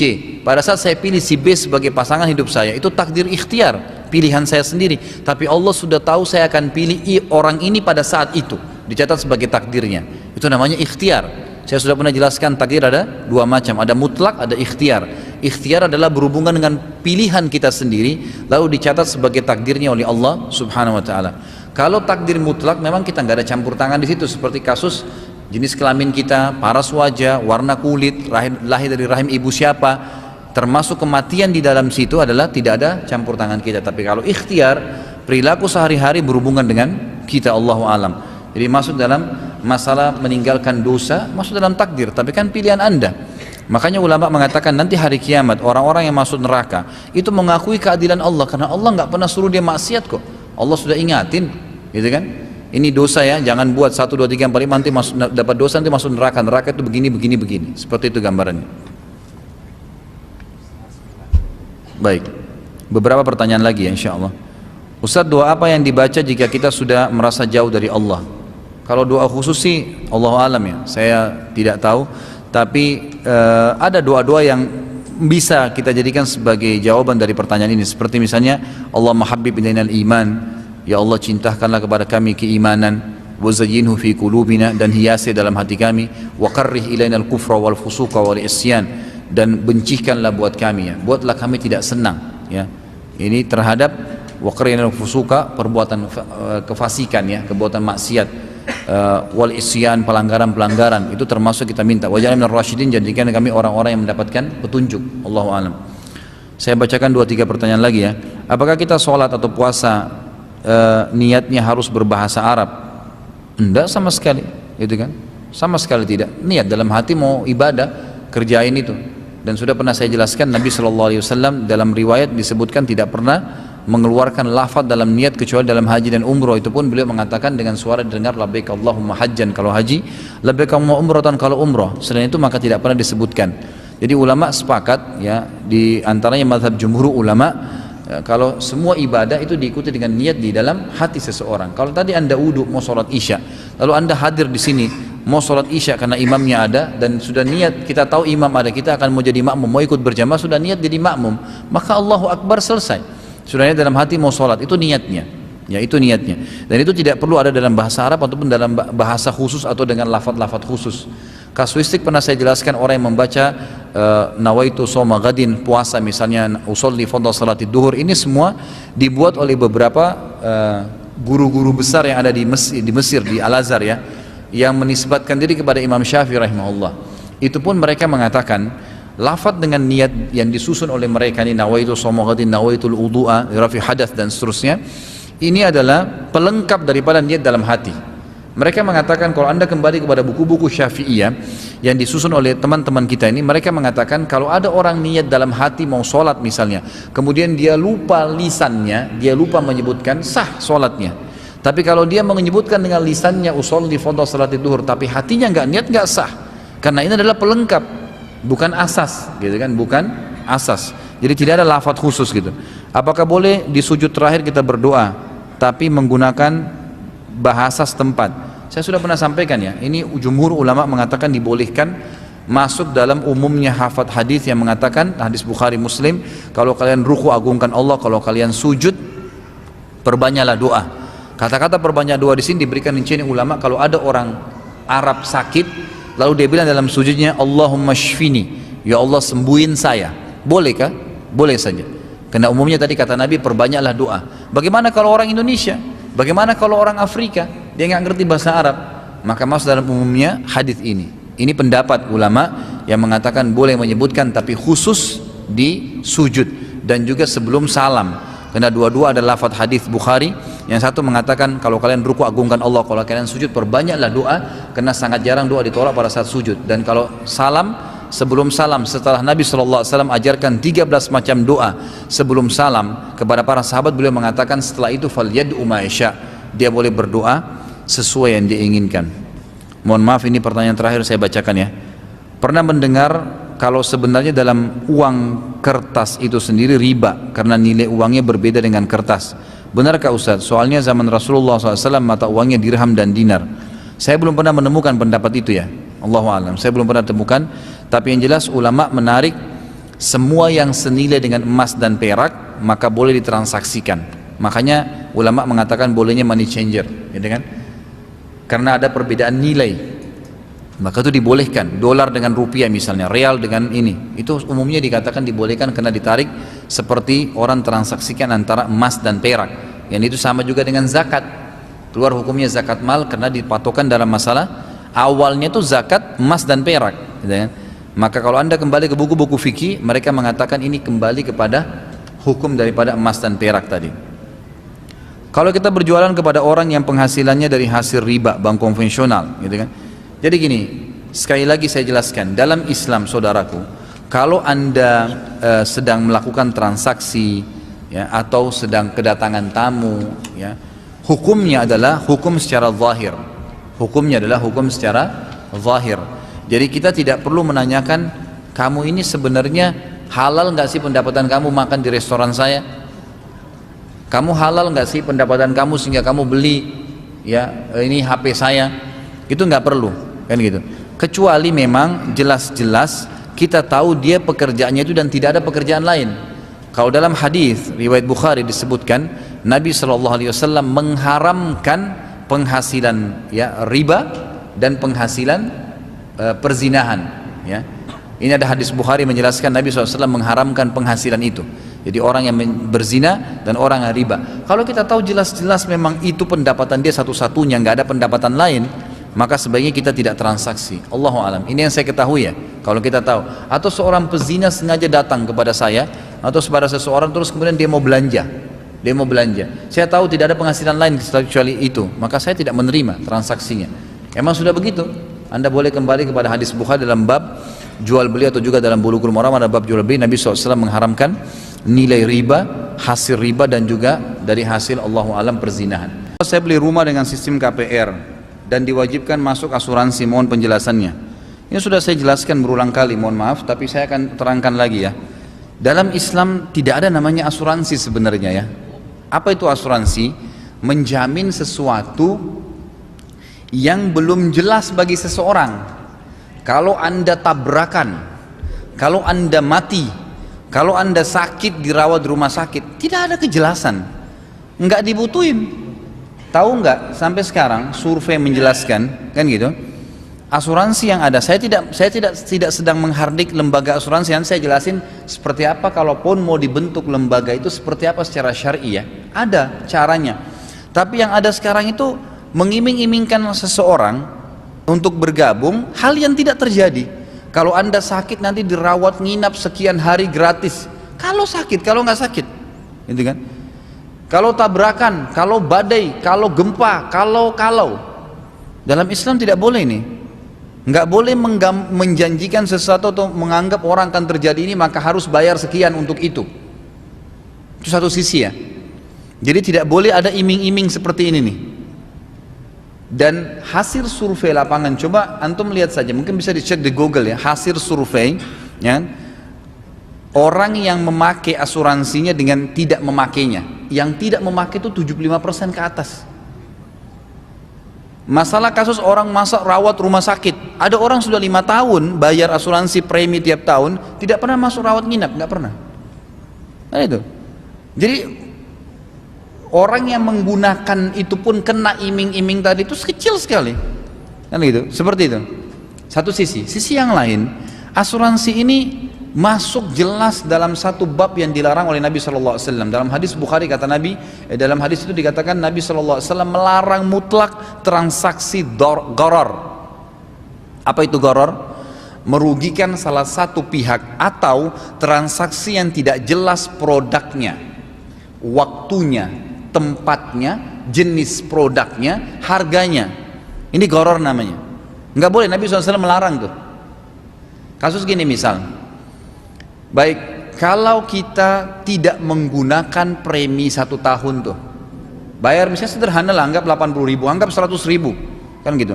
Nanti kalau masuk rumah sakit akan ditanggung 5 juta. Gimana caranya kita mempertemukan premi 80 ribu atau 100 ribu dengan pembayaran rumah sakit yang 5 juta? Gharar ini. Kita bayar 100 ribu, kita dibayar 5 juta.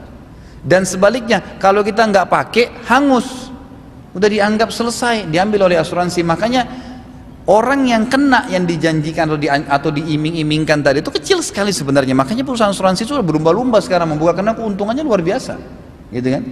Karena orang yang pakai pun itu sedikit sekali. Kalaupun seseorang itu mati, target di asuransi itu, orang mati itu kalau semenjak dia mendaftar, selama umur dia masih 25 tahun, target asuransi itu masih 50 tahun loh. Dia targetnya itu orang meninggal minimal di umur 75. Kan begitu. Jadi dia 75 tahun baru meninggal. Kalau ada yang meninggal pun di bawah itu ya jarang. Paketnya dia begitu. Masih ada sekitar 50 tahun, 30 tahun. Selama 30 tahun antum dikumpul uangnya, dengan uang nanti dikasih premi kalau kematian, tidak balance itu. Tidak balance. Gitu kan? Kalau antum sakit, ya pada saat hari H sakit, itu antum ikhtiar, insya Allah akan ada. Boleh antum nabung, cadangan nanti kalau saya sakit akan ada, itu lebih baik. Karena jelas tidak ada gharar, tabungan antum sendiri. Antum butuh, antum pakai, selesai, gitu kan? Karena gharar ini diharamkan dalam Islam, tidak boleh. Dalam Islam itu kemarin saya jelaskan, waktu kita jelaskan masalah tidak boleh mencurangi timbangan, ingat ya. Ada beberapa konsekuensi hukum dalam ekonomi Islam. Tidak boleh ada kebohongan, tidak boleh ada kezaliman, tidak boleh ada gharar, gitu kan?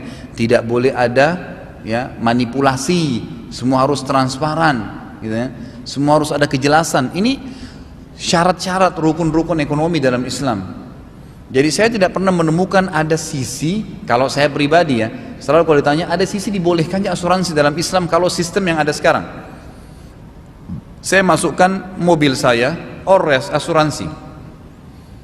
5 juta saya bayar, selesai. tabrakan, hilang kah, kena gempa kah, asuransi yang tanggung.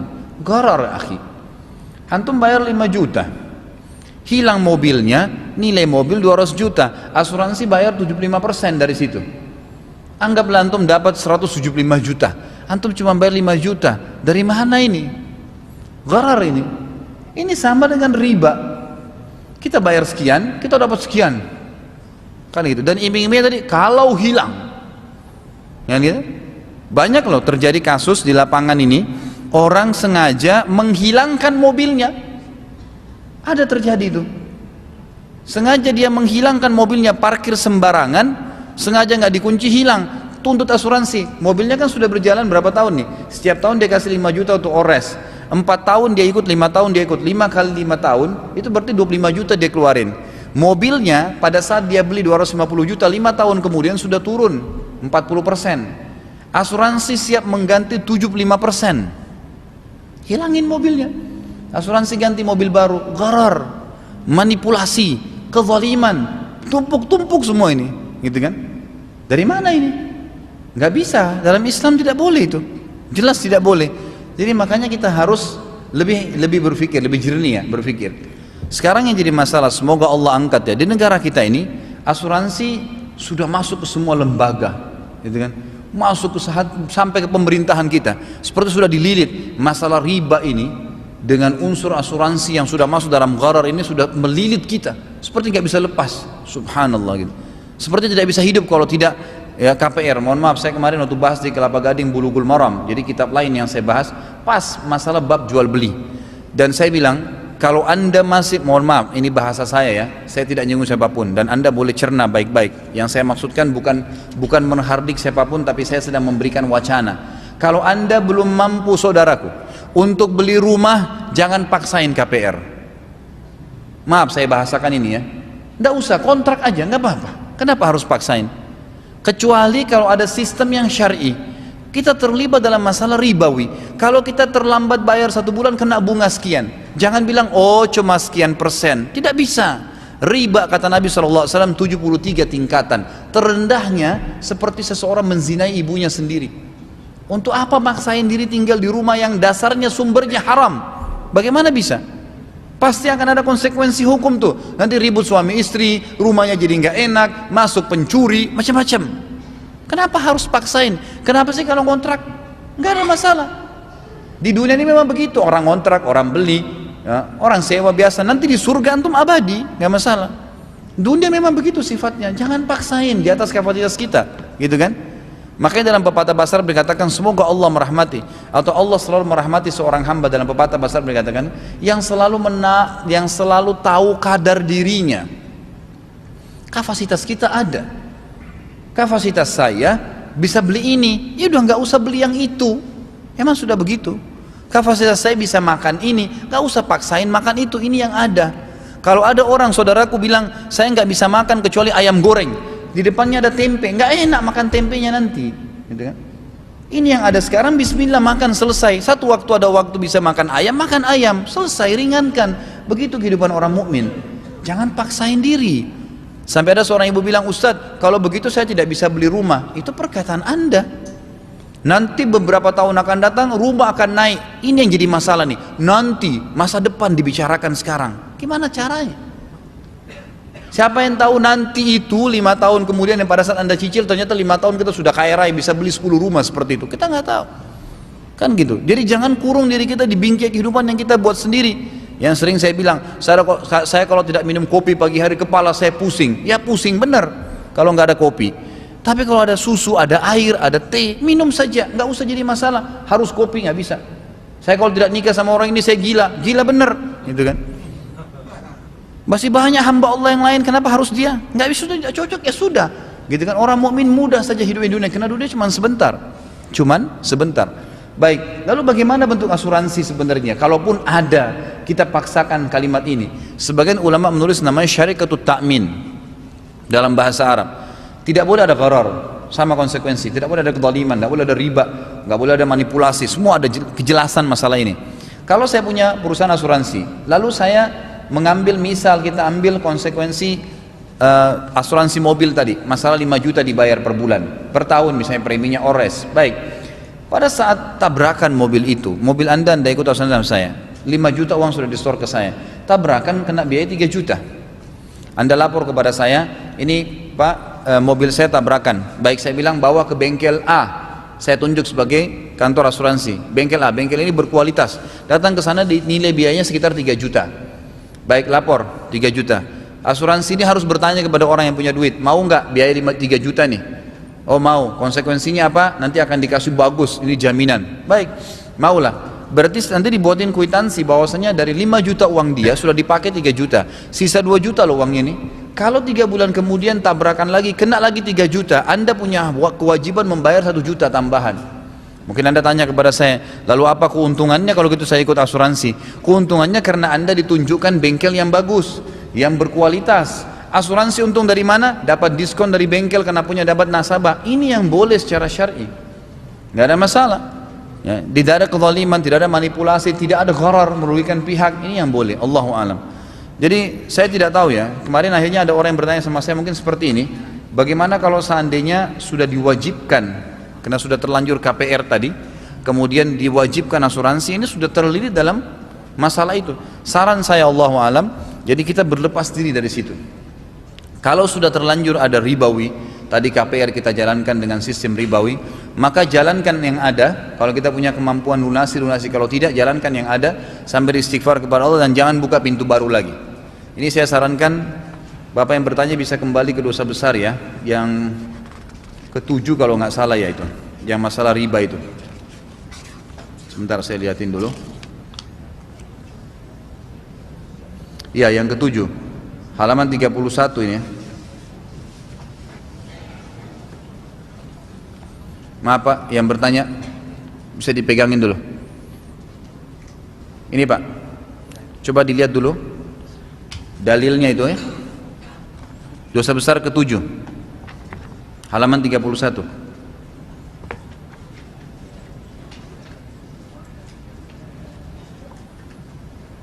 Sudah Pak ya? Coba dilihat di situ, saya bacain ayatnya ya. Al-Baqarah 278 279 ya.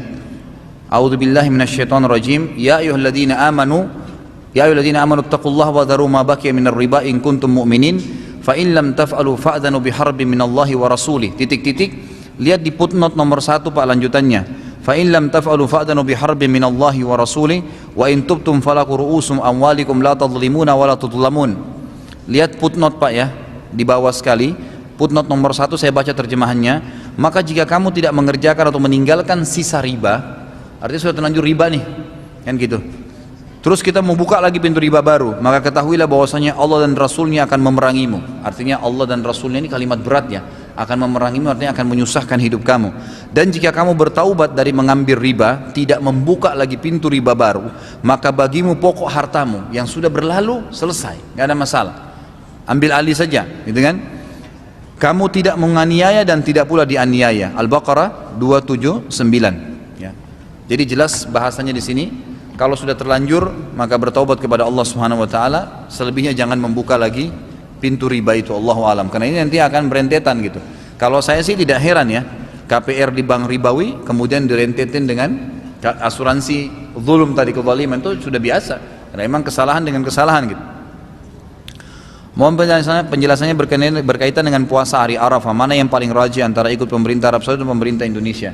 Kalau saya pribadi ya, saya beristihad mengatakan sambil saya sudah tanya beberapa masyaikh ulama kita, kalau untuk lebaran kita ikut saja pemerintah Indonesia untuk lebaran, gitu kan. Tapi untuk puasa hari Arafah maka ikut keadaan jemaah haji yang sedang wukuf, Allahu alam. Bahkan kalau mau lebih aman nanti kita puasanya Jumat dan Sabtu. Kalau yang belum puasa selama 9 hari ya, jadi Jumat dan Sabtu diambil dua-duanya. Tapi niat puasa hari Arafahnya itu hari Jumat, karena puasa hari Arafah itu diperintahkan pada saat jemaah haji sedang wukuf. Sebagaimana disebutkan dalam hadis Bukhari, Nabi SAW tidak berpuasa di hari Arafah waktu lagi haji, tapi beliau memotivasi sahabat-sahabat yang tidak haji untuk puasa. Artinya di sini yang tidak hadir Arafah haji, di situ yang disuruh puasa. Berarti kasusnya adalah puasa hari Arafahnya, bukan kasus tanggalnya, tapi kasus jemaah haji wukufnya, gitu kan? Jadi di sini mesti kita jadikan sebagai atau memahami yang benar. Beda dengan saya jelaskan kemarin itu puasa tanggal 9 dan 10 Muharram. Beda ya. 9 10 Muharram kan diistilahkan dengan puasa Tasu'a. Ya, puasa tanggal 9, hari ke-9. Dan Asyura, puasa hari ke-10 itu lain. Tapi Arafah memang puasa hari Arafah, harinya. Keadaan jemaah haji yang sedang wukuf. Allahu a'lam. Ustaz, ana qadarullah menjadi saksi transaksi ribawi berupa penandatanganan asuransi konvensional. Ana mengantar berkasnya untuk ditandatangani oleh pengaju. Apa ana berdosa dan apa ana termasuk atau sama saja seperti yang menandatanganin? Sudah saya bilang, akhi, semua dosa yang kita lakukan tidak mungkin kita mengatakan tidak. Kira-kira apa jawaban saya lebih tepat buat antum yang bertanya nih? Apakah saya mengatakan Anda tidak terlibat atau Anda terlibat? Jelas terlibat, gitu kan? Jelas terlibat. Ustadz, saya cuman punya kios, ya, supermarket, minimarket kecil. Lalu ada pedagang bir datang nawarin kulkas gratis, taruh. Saya nggak buat apa-apa, saya nggak minta, nggak apa, datang sendiri. Dosakah saya, Ustadz? Dosa. Ada seorang wanita naik di mobil, minta tolong diantar tetangga Anda. Ternyata dia bilang, saya mau pergi zina. Saya nggak buat apa-apa, saya nggak panggil dia, cuma minta tolong, saya tolong, kesian saya antar ke tempat zina. Jadi semua ada, gitu ya, dosa. Nah, itu dosa kan? Itu bukan berarti Anda kita pojokkan, bukan. Tapi memang itu dosa dalam Islam, gitu kan? Dan orang seperti saya nggak mungkin mengatakan karena orang dekat misalnya atau saya kenal ataupun anak saya sendiri lalu saya mengatakan tidak, nggak apa-apa, enggak. Waktu ada seorang wanita bernama Fatimah dari Mekah, ya, ini Makhzumiyah kalau tidak salah, suku yang terkenal di Mekah, mencuri di Madinah. Tradisi orang-orang Mekah dulu kalau ada yang mencuri, itu kalau pejabat-pejabat nggak dihukum, gitu kan? Nah, karena mereka baru masuk Islam di tahun 2 Hijriyah, sebelum kalau nggak salah perang Badar terjadi ini. Kemudian berdiri ada beberapa sahabat diskusi, gimana nih? Ini Fatimah Makhzumiyah ini terkenal nih, orang terhormat. Kita dulu di zaman jahiliyah di Mekah nggak pernah hukum orang terhormat. Coba deh kita lobby ke Nabi SAW. Dicarilah orang yang paling dekat dengan Nabi, ditemukan Usama bin Zaid. Jadi ayahnya ini Zaid bin Harithah dikenal dengan anak angkatnya Nabi dan dapat julukan Hibbin Nabi SAW, kekasih Nabi. Dan Usama bin Zaid anaknya diberikan julukan Ibnu Hibbin Nabi SAW, gitu kan? Anak kekasih Nabi SAW. Jadi memang Nabi cinta sama dia. Masuklah Usama mengatakan, ya Rasulullah, Fatimah Makhzumiyah, orang terkenal gini-gini, mencuri, maafin dia. Nabi SAW nggak jawab, naik ke atas mimbar, salat tahmid dan salawat lalu berkata begini, telah sampai kepada saya berita bahwasanya ada seseorang yang terhormat mencuri lalu kalian ragu menerapkan hukum Allah padanya. Demi zat yang aku ada di tangannya, genggamannya, Allah, demi Allah, kalau Fatimah anaknya Muhammad, Fatimah anak saya mencuri, saya potong tangannya. Jangankan dia, ya, anak saya sendiri saya akan potong. Hukum Allah berlaku, gitu kan? Saran saya Anda beristighfar kepada Allah Subhanahu wa taala dan insya Allah kita berharap mudah-mudahan Allah Subhanahu wa taala memaafkan dengan Anda taubat dan jangan ulangin. Satu hal juga ikhwah akhwat sekalian. Saya sudah sering sarankan di pengajian saya nih, jangan pernah takut dengan rezeki. Anda kerja di sebuah tempat haram. Ustaz, saya kalau berhenti saya nggak tahu mau berikan makan diri saya apa, keluarga saya apa. Subhanallah, ya. Sekali lagi kita terkurung di bingkai kehidupan yang kita buat sendiri. Tadi kalau saya tidak nikah sama orang ini saya gila, kalau saya tidak kerja di sini saya nggak bisa makan. Kenapa? Anda waktu bayi di rahim ibu Anda nggak pernah pikir makan dari mana? Pernah tanya nggak? Makan dari mana? Waktu kita kecil korek-korek ayah kita, ibu kita beliin mainan, beliin baju, kita nggak pernah tahu dari mana uang mereka dapatkan. Kenapa? Sekarang sudah jadi sarjana ketakutan rezekinya, gitu kan? Pindah akhi, cari kerja tempat lain. Allah SWT memberikan rezeki semut yang ada di lubangnya. Anda orang beriman pada Allah lalu takut, kenapa bisa? Nabi SAW menjamin dalam hadis riwayat Muslim, man taraka syai'an lillah abdalahu khairan min. Siapa yang meninggalkan sesuatu karena Allah, Allah pasti gantikan lebih baik untuknya. Jelas itu, harus yakin, gitu kan? Tidak boleh seorang mukmin itu punya pelimplang, nggak punya prinsip. Harus tahu, orang yang berdosa pasti dihukum, orang yang beramal soleh pasti diberikan kenikmatan dan kebahagiaan. Itu janji. Innallaha la yukhliful mi'ad. Allah tidak akan pungkiri janjinya. Allah itu yang memberikan rezeki semuanya di alam semesta. Lalu kita ketakutan kenapa? Biasa teman-teman kita terlibat seperti ini karena dia takut keluar kerja dari situ, ya kan? terus terlilit di masalah hal-hal yang mengharamkan dirinya tadi. Ustaz, bagaimana pendapat Ustaz mengenai imunisasi untuk bayi? Saya beberapa waktu lalu, waktu anak-anak saya yang pertama lahir, saya sempat imunisasikan memang. Waktu itu saya berjalan umumnya seperti orang-orang itu. Sampai saya menemukan sebuah majalah. Majalah itu judulnya apa ya? Teman-teman juga ya, saya tahu yang menyusun salah satu teman juga tamatan Madinah. Majalah cukup besar. Kalau antum pernah lihat ya, dia memang khusus bicara masalah pengobatan-pengobatan gitu kan. Saya lupa judulnya, subhanallah. Ada banyak tersebar di mana-mana. Dia memang agak beda sedikit. Mungkin ukurannya 4 kali buku inilah majalahnya itu, agak besar, tipis dan berwarna bagus gitu. Di situ saya baca masalah imunisasi. Ini yang saya baca ya, dan itu diangkat banyak pendapat-pendapat dokter-dokter juga gitu, bukan cuma sekedar dari kalangan para ulama yang diangkat, tapi dari para dokter. Ternyata memang diantara hal-hal yang mengkritik saya, sampai akhirnya 2 anak saya yang terakhir saya nggak imunisasikan sama sekali. Alhamdulillah, dan dalam keadaan sehat gitu. Ternyata di situ diangkat imunisasi itu kan sebenarnya definisinya satuan bakteri gitu kan, yang sengaja memang disatukan, kemudian dibahasakan, ditanda kutip disterilkan, kemudian disuntikan ke bayi untuk membangkitkan kekebalan tubuhnya. Lalu dokter-dokter ini membahasakan bagaimana bisa ditangkap secara akal sehat tubuh yang lahir mungil, baik, sehat, disuntikin bakteri. Alasannya untuk bisa memberikan kekebalan tubuh, nggak nyambung, gitu kan? Semestinya nggak nyambung gitu. Dan di situ ternyata itu dari sisi medis ya. Dari sisi agamanya ternyata memang dari awal dipelajari telusur, ini sesuai informasi itu ya. Ternyata memang yang membentuk ini adanya program-program dari orang-orang Yahudi yang memang mereka maunya menyebarkan bakteri-bakteri tertentu untuk anak-anak muda, anak-anak bayi di Palestina, di negara-negara Islam, dengan melumpuhkan mereka kan gitu, membuat anak-anak bayi perempuannya tidak mudah melahirkan, nanti bisa mandul, sehingga mempengaruhi pada keturunan-keturunan mereka. Sampai pada itu sisi yang lain, sisi ekonomi, memang mereka mau menjual. Ini kan program raksasa, program perusahaan-perusahaan besar yang ditawarkan ke negara. Kalau kayak Indonesia 250 juta jiwa diimunisasi semua. Satu imunisasi saja dibeli 1 botol suntik misalnya oleh pemerintah kita 10 rupiah saja, kali 250 juta orang, gitu kan? Berapa banyak itu keuntungannya, gitu kan? Sampai sekarang banyak sekali perusahaan-perusahaan obat juga di beberapa universitas ya di dunia ini, dan fakultas kedokteran secara khusus itu mereka bekerja sama. Jadi pada saat kalau dulu dokter-dokter itu diajarin cara meracik obat misalnya, sekarang ini sudah banyak yang masuk pintas, gitu kan?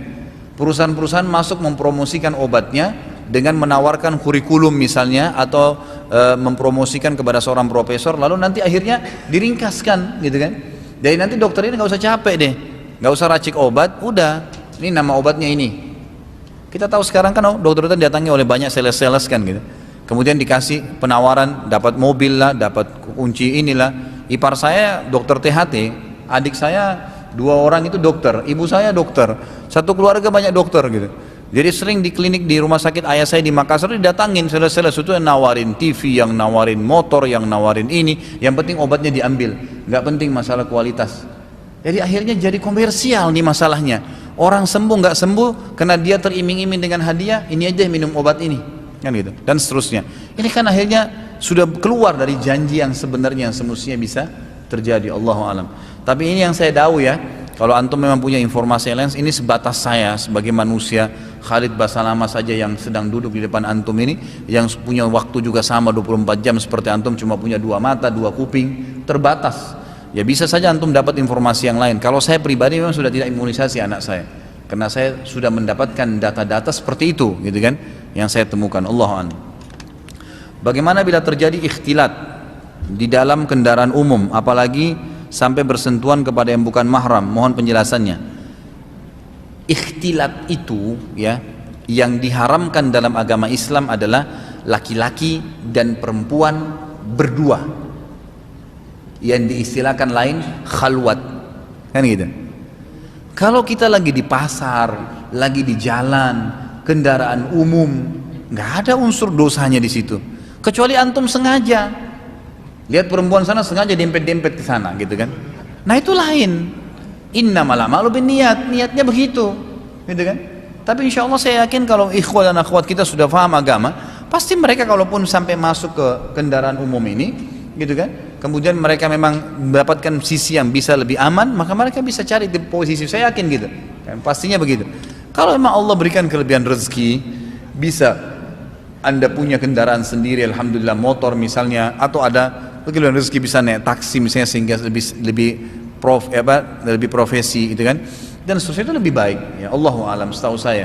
Jadi mungkin kalaupun darurat memang tidak bisa lagi, uang saya pas-pasan begitu dan saya naik di kendaraan, tidak ada niat sama sekali unsur itu, kemudian tiba-tiba naik ramai dan saya tersentuh, kita tidak ada niat apa-apa, tidak bisa pindah, ya itu tidak ada niatnya, tidak ada maksud di situ kan. Ya. Bagaimana hukumnya seseorang yang membaca Al-Quran tapi tidak lancar atau belum hafal tajwidnya? Bukan belum hafal tajwidnya, mungkin belum bisa tajwid ya. Kata Nabi SAW, siapa yang membaca Al-Quran dan dia mahir, dia menguasain dengan tajwidnya, bacaannya benar, maka dia bersama dengan para malaikat kedudukannya. Siapa yang membaca Al-Quran sementara dia yatata'ta, dalam bahasa hadisnya, terputus-putus, sulit mengucapinnya, tapi tetap baca, falahu ajran, dia akan mendapatkan 2 buah pahala. Artinya malah dianjurin, tidak ada masalah, sambil belajar, sambil baca. Jangan tunggu tajwidnya bagus baru baca Quran, enggak gitu kan. Bahkan dalam metode menghafal Quran itu yang sedang dikembangkan di Timur Tengah, dan itu memang dari zaman dulu ya. Ada banyak anak-anak kecil sebelum bisa membaca sudah hafal Quran, karena hafalan diberikan di kupingnya, dia hafal tuh, tapi dia belum bisa baca. Itu terjadi kan gitu. Jadi nggak ada masalah menghafalkan, kemudian membaca semampunya, tapi jangan biarkan diri kita terus dalam kondisi itu ya. Artinya coba kita memperbaiki. Tapi yang jelas hadis ini kalau dia baca kesulitan, maka tetap karena dia ingin baca Quran diberikan 2 buah pahala. Tapi kalau dia mahir, maka bersama dengan safarati kiramin bararah, atau sama dengan para malaikat kedudukannya. Bagaimana hukum beasiswa yang berasal dari bank konvensional? Bila sudah terlanjur menggunakannya karena kejadian beberapa tahun yang lalu, bagaimana cara membersihkannya? Sama aja jawaban saya, sama aja. Kalau gini loh, kalau saya tidak pakai kenapa? Kan gitu. Saya kan sering bilang gitu. Kalau saya tidak ikut sama teman saya ke bar, kenapa? Jadi kalau dosa itu, sesuatu dosa kalau Anda terpengaruh untuk melakukannya, gitu kan? Tanya diri Anda, kalau saya tidak melakukan kenapa? Kalau saya tidak terima beasiswanya kenapa? Kita tidak jadi orang bodoh kok, masih banyak jalan lain, gitu kan? Masih banyak, bukan berarti kalau saya tidak sekolah di sana saya jadi orang bodoh, enggak. Alhamdulillah semua bidang yang ada di Amerika, yang ada di Kanada, yang ada di luar negeri, di Indonesia ada. Cuman orang kadang-kadang tren-trenan nih, kena keluar negeri, gitu kan? Kena keluar negeri, padahal sebenarnya tidak ada masalah dengan itu. Kalau sudah terlanjur, Allahu alam, seperti saya bahasakan tadi, masalah orang terlanjur KPR, orang terlanjur terjun riba, Anda taubat kepada Allah. Kalau Anda bisa berlepas diri dari situ, gitu kan? Dalam arti kata memang beasiswa saya sudah dibayar dari setahun yang lalu. Berapa beasiswanya, ada kelebihan rezeki, kita kembalikan saja ya uang itu supaya murni ya. Seperti pernah saya diminta ceramah di salah satu masjid, tapi masjid itu dibangun dari uang riba. Dan saya berhentiin, saya nggak mau ceramah di situ, saya bilang. Lalu kemudian dia bilang, bagaimana solusinya Ustaz? Saya bilang, berapa dulu dibayar uang riba di masjid ini? Waktu bangun awal, berapa tahun yang lalu? 12, 15 tahun yang lalu, sekitar 50 juta. Ada kas masjid nggak sebesar itu? Ada Ustaz, keluarin, sedekahkan, niatkan membebaskan masjid dari uang riba itu, maka sudah halal bangunannya, gitu kan? Seperti itu. Jadi kalau kita sudah terlanjur beasiswa setahun, maka berapa kira-kira? Setiap bulan dikasih misal 1 juta, kali 12 berarti 12 juta. Kita punya dana, kembaliin aja ke bank sana. Maaf saya nggak bisa lanjutin beasiswa Anda, karena nanti siapa tahu ada konsekuensi yang datang, konsekuensi dosa, konsekuensi dia minta kita nanti mengabdi kerja di situ, kembali lagi ke masalah riba. Ini uangnya saya kembaliin, saya nggak bisa lanjutin, kan gitu, selesai. Kalau dia bilang udah nggak apa-apa deh, nggak usah kalau gitu, ya sudah, falakum ru'usu amwalikum, kalian sudah tinggal kembali ke pokok ya, ke pokok milik kita, sudah selesai. Yang lalu sudah berlalu, kita tinggal lanjutin. Jadi lebih bagus kalau kita bisa kembalikan uang itu walaupun dengan cara cicil, dan kita berhentikan, selanjutnya kita bayar dengan izin Allah. Ada satu hal yang di Indonesia mungkin belum dilakukan ya, saya lihat kalau di Saudi itu sangat kental sebenarnya. Jadi teman-teman kita mahasiswa yang memang harus sekolah dan bayar gitu, mereka membentuk tim dari teman-teman ini, kemudian mendatangi orang-orang muslim yang mampu, dari pengusaha-pengusaha, kemudian dijelaskan gitu kan. Sama lah kalau kita lagi ajukan proposal masjid, tapi ini proposal beasiswa misalnya, itu insya Allah ada saja gitu orang yang mau membiayai, mudah-mudahan gitu ya, dibiayai sekolahnya asal memang itu bermanfaat, saya yakin insya Allah akan mudahkan. Kalau di Saudi itu cukup banyak, bahkan hampir semua pengusaha itu punya anak-anak yang dibeasiswakan oleh mereka. Ya. Apa benar tidak ada imam kedua dan seterusnya dalam sholat berjamaah di masjid besar, sehingga apabila kita datang terlambat terpaksa sholat sendiri? Tetapi ada riwayat ketika ada sahabat datang terlambat, Rasulullah SAW menyuruh sahabat lain untuk menemaninya. Apa maksudnya? Tetap ada, tapi yang dijadikan tolok ukur adalah imam yang pertama. Jadi sholat yang pertama. Sholat yang kedua itu ya umum saja, tapi tidak boleh, yang tidak boleh itu tidak boleh ada dua imam dalam satu masjid. Misal gini, ada orang lagi sholat, kalau jemaah pertama sudah selesai, jemaah pertama biasanya orang ikut tuh. Yang sering terjadi ini kalau jemaah kedua, jemaah ketiga, ada di sebelah sana imam orang bersolat berjamaah, datang yang lainnya buat lagi jemaah sebelah sana, datang yang lainnya sholat lagi di sebelah sana, ini yang nggak boleh. Jadi kan ini tidak boleh, ini dilarang dalam hadis. Jadi kalau memang kita masuk masjid ada orang yang lagi berjamaah, kita gabung aja di situ, kan gitu. Itu yang boleh, itu tidak ada masalah. Yang jelas tidak boleh dua imam dalam satu masjid, itu yang ada larangannya. Bagaimana apa ini? Tinjauan dalam Islam apabila kita berkurban kambing melalui lembaga dan pemotongan dilakukan di tempat yang jauh, misal di luar Pulau Jawa, boleh dipotong oleh orang lain atau sebaiknya orang yang berkurban memotongnya? Tidak ada masalah. Jadi tidak ada syarat menyembelih itu harus lihat dengan mata kepala, nggak masuk dalam syarat itu. Jadi nggak ada masalah, boleh, kita tergantung kondisi ya. Saya banyak jemaah saya malah tiap tahun tuh nitip dengan yayasan saya, setiap tahun, sampai tahun ini pun alhamdulillah cukup banyak gitu. Di semua pengajian saya menitipkan kambing dengan 1.700.000, maka saya alokasikan di Sulawesi Selatan, di Jawa Tengah, ya di lokasi-lokasi yang memang saya sudah punya kantong-kantong teman-teman di sana yang bisa saya percaya.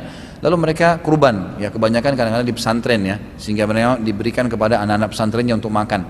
Itu nggak ada masalah, jadi tidak harus kita lihat. Kalau kita bisa kurban dekat rumah, kita mau lihat sendiri itu juga tidak ada masalah, boleh saja.